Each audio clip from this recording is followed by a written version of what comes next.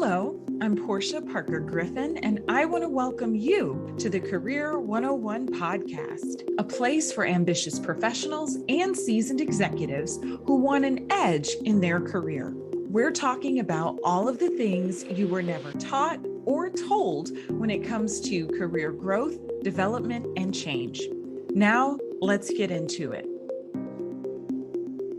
Today, we are talking about building confidence with Dr. Kyle Elliott. Dr. Kyle Elliott is the founder and career coach behind caffeinatedkyle.com.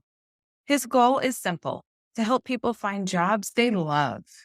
His expertise is in Silicon Valley and high tech. He has been recognized as a best career coach and interview coach and LinkedIn Top Voice, the platform's highest honor. Hi, Kyle. How are you today? I am doing so well. It's nice and sunny here in Santa Barbara, and excited to be speaking with you in the audience.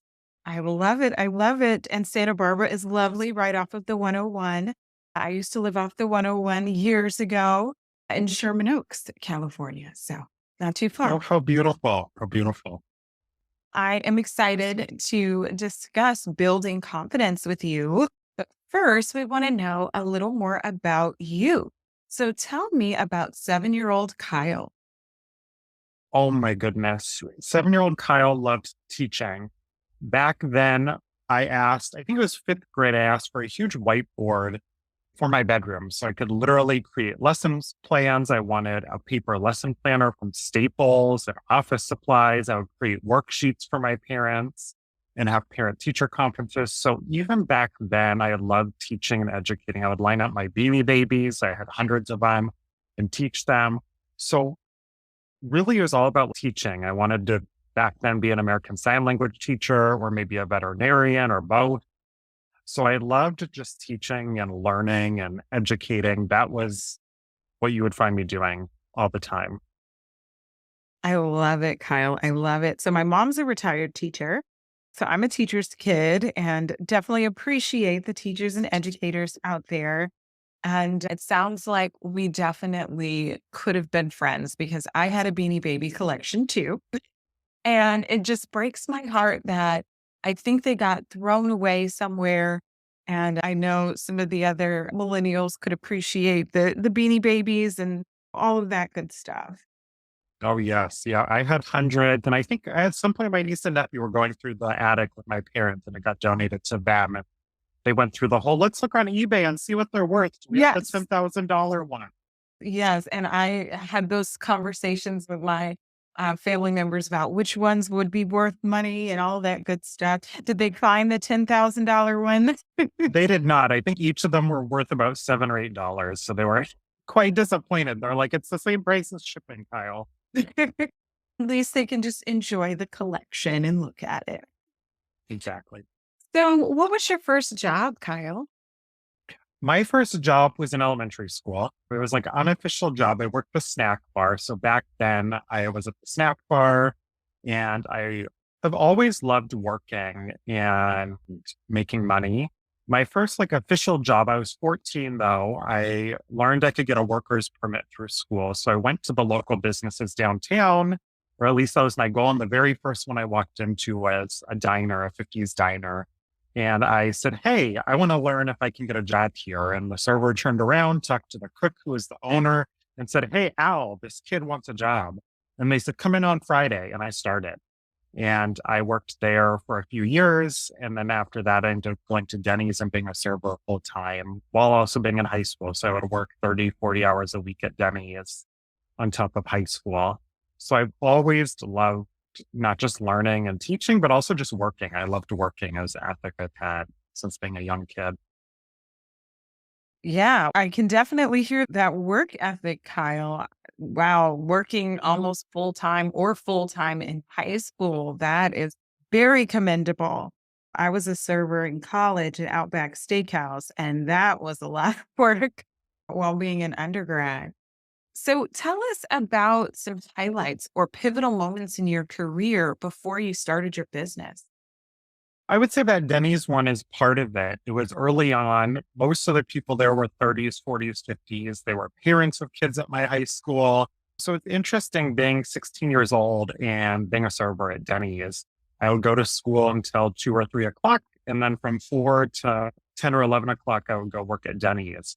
So I think that was really helpful in just accelerating my career.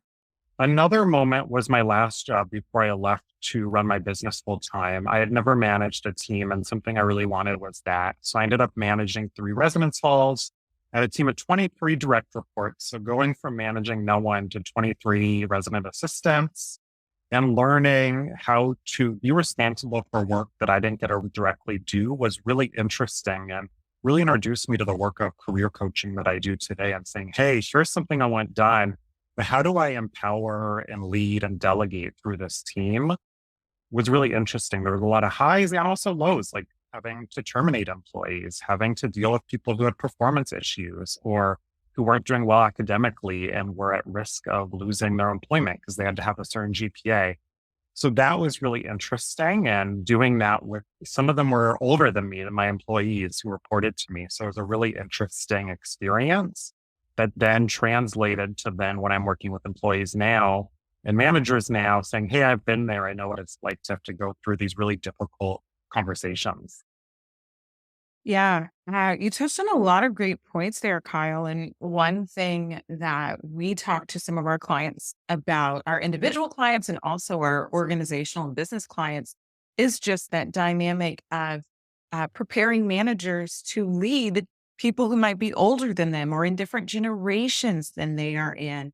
And there are a lot of dynamics there at play that sometimes people don't think about until they're in those experiences.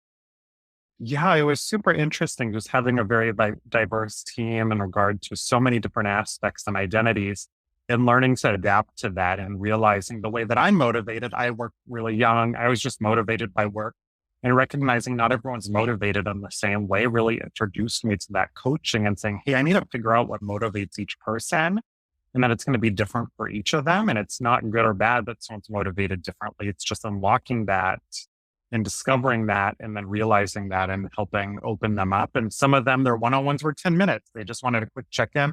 Others, it was an hour and a half. They wanted to talk for a while and they wanted to go get a coat and walk around and really just realizing that each person is different and how they need to be led and managed and coached. It was really eye-opening experience. Absolutely. And you have a very interesting background. And I want to stay along those lines. How did you discover the field of coaching? It was completely by accident. That last job before I went full time was a residence hall. I was planning to go into marketing and fundraising and nonprofits. My master's was a master's of public administration and philanthropy, nonprofit management. So I thought I was going to go down that route, maybe run a hospital, maybe do marketing and fundraising for a huge nonprofit. And then along the way, while I was an undergrad in college and in graduate school, I went on Fiverr and you could do a gig for those who aren't familiar who are listening, where you literally charge $5 to do a task. My task was to review a resume. So for $5, I would review someone's resume and give them feedback. Or on LinkedIn, that about section, that intro section, I would write a few paragraphs for them. And this started taking off. I had a lot of clients on Fiverr. I also went on Craigslist back then, was really popular for services and got clients. And then classmates at San Francisco State, University of Washington. And based on my dad's advice, each time I had a wait list, I would double my prices. He doesn't remember giving this advice, but my mom does. And it was so helpful. And I went from 5 to 10, 10 to 20. But because I was in San Francisco and Seattle, a lot of my clients ended up getting jobs in tech at Amazon, at Netflix, at Google, at Twitter, now X. So I developed this accidental niche for tech coaching and it bolstered into a full-time job. So I ended up leaving managing those 3 residence halls almost 7 years ago now to run this business full-time. Wow. Wow. That is great. That is great. So it sounds like you started with the resume reviews. And when it comes to coaching, there are a lot of different angles that you can coach on. How did you decide to focus on career coaching? That was by accident as well. What happened was I was supporting people with their resumes and they said, oh gosh, I don't even know where to start with the resume because I don't know what I want to do for a living. Can you help me, Kyle? Or on the flip side, I would help with their resume and then they would get an interview and say, nailed it, Kyle. I actually got the interview at Facebook or now Meta. Can you support me? Or, oh, now I'm in the job. How do I ramp up on my first 30, 60, 90 days? Or I want a promotion. So it just naturally evolved. And instead of making huge transitions where I said, today I'm not writing resumes, today I'm 100% coaching, I really got inspired by my clients who are working on the iPhone, Mac, these different things, and saying, what are little software updates I could make to my own business? So can I start introducing one coaching session to a client or two coaching sessions and making little pivots to then be moving more toward coaching and this kind of holistic approach to people's careers instead of just reviewing a career document? I love it. I love it. So we've discussed confidence on the podcast before, back in episode 50, when we talked about confidence at work. So why do you think confidence at work is important, Kyle? Confidence plays a part in nearly everything you do at work and in your life, whether you apply for a role, whether you ask for a promotion or a salary increase, how you show up in meetings, how you display your work and communicate. Confidence is really underlying or underpinning all of that. So it's important that people are able to recognize if they're struggling with their confidence and, okay, is this something I need to work on and improve? Yeah. Many executives and professionals tell me that they want to build their confidence. What are some tips you can share to help someone start building their confidence? I would start by figuring out what they even mean by confidence. I think that's a really important starting point. Whenever someone comes to you with a goal, they might say, I want to work on executive presence, Kyle. I want to work on communication. I want to work on confidence. I ask people, what do you mean by confidence? What does a confident person look like? What does someone who's struggling with confidence look like? And starting there and getting really clear on what do you even mean by confidence? How will you know once you feel more confident? And then what does that journey look like? What are some steps to take that you can take to get there? I often have some ideas of what it looks like to be confident and steps based on working with lots of clients. But having you, if you're listening to this, pause the recording and saying, hey, here's what confidence means to me. Here's some things that confident people do can be a really helpful first step. So you have a clear idea of even the goal that you're working toward. Yeah, I think that's really important because you're right. Confidence means different things to different people. To someone, confidence might be giving a presentation in front of 200 people. And to someone else, confidence just might mean a small meeting, but bringing an issue up that needs to be brought up, right? That has not been addressed directly. So I love that. So once someone outlines what confidence means to them, what's the next step that they can take? I find it's really important not to go at it alone. So making sure that you're getting help along the way and getting feedback. Because oftentimes professionals, managers, executives have an idea of how they're displaying. And they say, hey, here's how I'm showing up in meetings or in emails with my colleagues. And then how you're actually showing up might be different. So I would think of it as a confidence council or confidence board of directors and compiling that and saying, who are the people around you that can support you? Is it a mentor who's above you? Or a few mentors who are more confident that you can look to? Are there some colleagues you can go to and ask for feedback after meetings and say, hey, I'm trying to work on my confidence. How have you seen, or what changes have you seen over the last few weeks and months as I've worked on this? Can you go to your boss? So finding some people around you who can support you and give you some insights can be really powerful because we can think we're showing up one way, but getting some insights and learning the perceptions of people around you can be super powerful along the journey. I agree. I love your idea about the confidence council or board of directors. One way, I guess, a similar idea that I talk to our clients about is having a career support system that's Mm. different, from just your family member and your friends. We love them, but having some other people in that support system. So I love that. So, Kyle, you talk about identifying and owning what makes you fabulous. Tell us more about how to do that.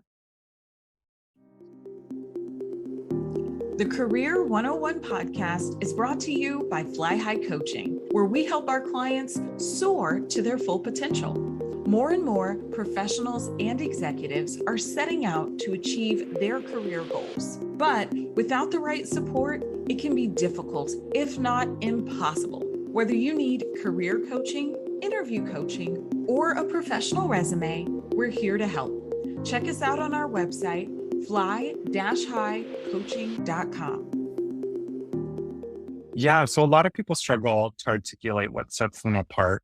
And I would turn to this confidence council, this board of directors, people around you if you struggle to identify what's unique about you. A lot of us haven't learned to figure out what's unique about us, or our backgrounds and cultures told us to blend in, to be the same as other people and not stand out because you don't want to come off as someone who's conceited.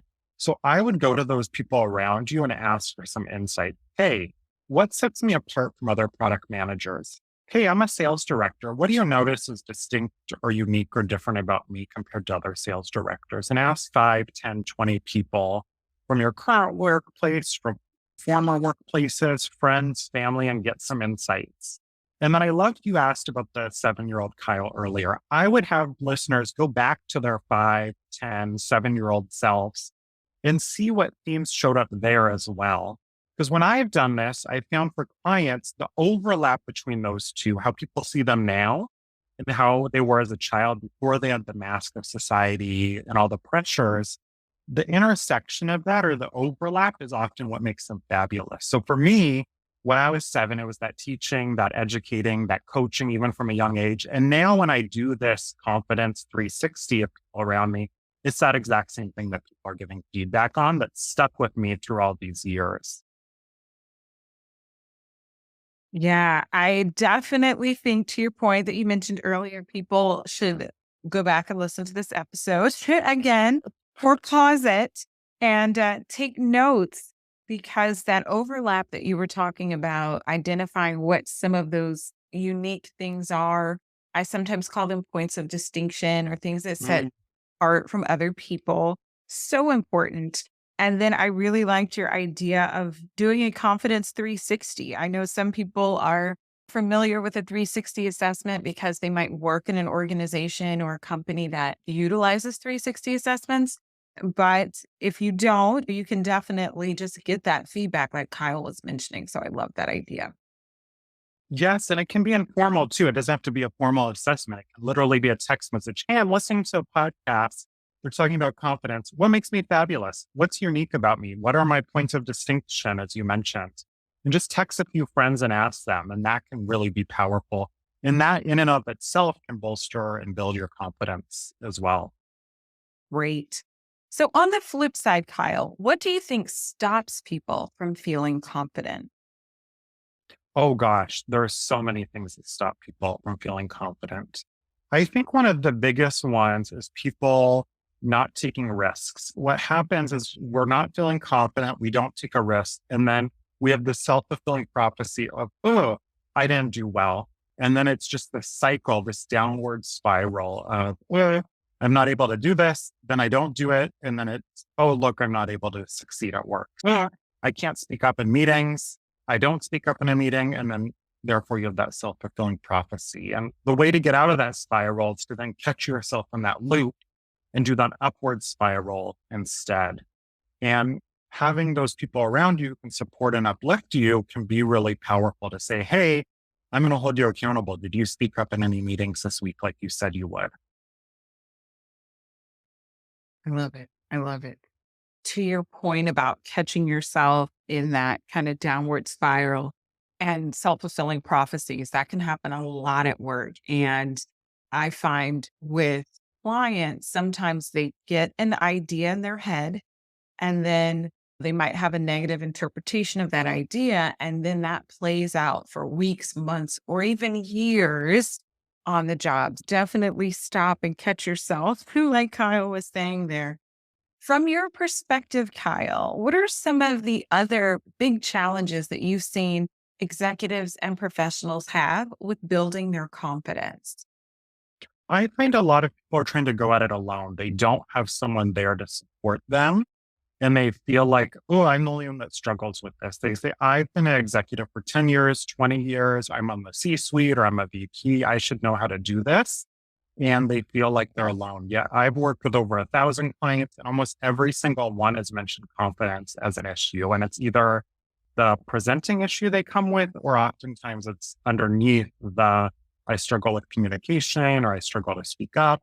So to know you're not alone and then find people around you that can help you can be really powerful. And it takes really an act of courage to speak up and say, hey, I'm struggling with confidence. Can we talk about this with people around you? And what you'll realize if you do that is other people will say, oh my gosh, me too. I feel the exact same way. Even if you're an executive, I promise you other people will have similar experiences around struggling with confidence. I agree. I agree. And one thing I see with a lot of our clients, Kyle, and I would guess you might see a lot of this too, is they are ambitious, they're high achievers, they feel like they have to have it all together all the time, that they can't slip up or have someone think that they don't know what they're doing. So they're carrying a lot of this pressure and they think that maybe saying that they don't feel confident might be like a sign of weakness. I definitely echo your sentiments about not going at it alone.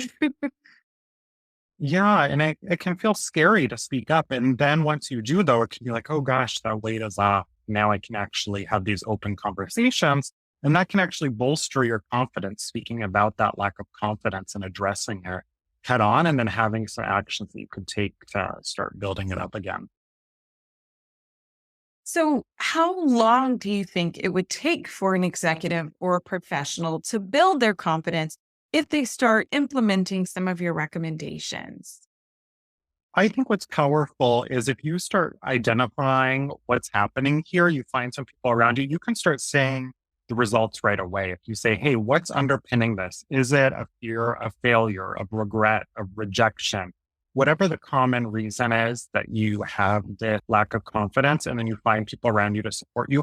I've seen people right away, right after talking about it, have an improvement in their confidence. So it doesn't take forever. Even though you've been feeling this way perhaps for a long time, doesn't mean it's going to take forever to improve how you're feeling. Mhm. Yeah. And I asked you that because a lot of people ask me that. How long does this take? And I think on the career coaching side, a lot of people think in terms of timelines because they're trying to get an Mhm, investment or trying to reach some goal that's very time bound. Uh, mhm. but yeah, to your point, it's not always going to be super set in stone, I think, for people. Yeah, and it's an ongoing thing. You might see results right away, but I think it's like the gym. It's like any muscle. Confidence is a muscle you can work on, and you're going to have to keep working on it if you want to keep strengthening it and maintaining that muscle. If you don't keep working on it, if you don't keep asking for feedback, if you don't keep talking about where you might be feeling insecure, it's going to then get weak again if you don't keep working on Yeah. So let's all work our confidence muscles, like Kyle it. is saying. So, Kyle, tell us more about your business. So I'm a career coach. I primarily support senior leaders in tech, Silicon Valley. And really, what sets me apart from a lot of coaches is that's not just, hey, I'm a product director at Meta. I want to be a product director at Amazon, but it's people navigating some sort of transition. Maybe they're breaking into tech. Maybe they've been an entrepreneur for 20 plus years and it's their first time going in house. And then confidence is often a big issue that comes up with these people. Maybe it's the presenting issues we said, or it's underneath and they don't even realize they struggle with confidence. That's the reason they're hesitating to apply for jobs or the reason they've landed 10 or 20 interviews, but none of them convert. So it's something that comes up a lot with the people I work with.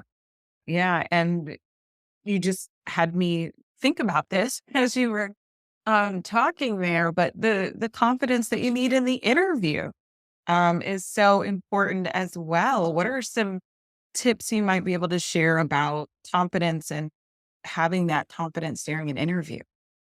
There's two things that come up here. One is knowing that you've made it at least 95% of the way if you're getting the interview. There's probably 100, if not 1,000 people that applied for that role. So if you made it to those final 5 or 10 people they're interviewing, know you made it at least 95% of the way. In the US, a 95% is an A. So know that you already have an A and your job is just to convert out of those final five. So that can be really helpful.